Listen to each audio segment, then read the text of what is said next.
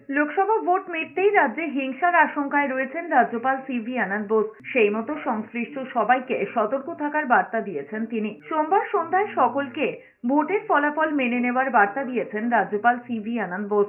একই সঙ্গে লোকসভা ভোট মিটতেই রাজ্যের সমাজ বিরোধী এবং গ্যাংস্টারের ফলাফলের সুযোগ নিতে পারেন বলে আশঙ্কা প্রকাশ করেছেন রাজ্যপাল। রাজ্যে কোথাও হিংসার ঘটনা ঘটলে পিস রুমে জানানোর পরামর্শ দিয়েছেন রাজ্যপাল CV Ananda Bose. Whatever is the result, we should realize that is the mandate of the people of India and the people of Bengal. We should respect it. We should be vigilant against miscreants and gangsters trying to make use of the opportunity by creating havoc in society through violence. Any attempt at violence should be reported to the peace room of the Raj Bhavan, which will be open for 24/7.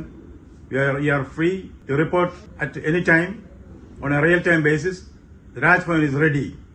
Raj Bhavan is ready to intervene positively to see that violence is curbed at any cost.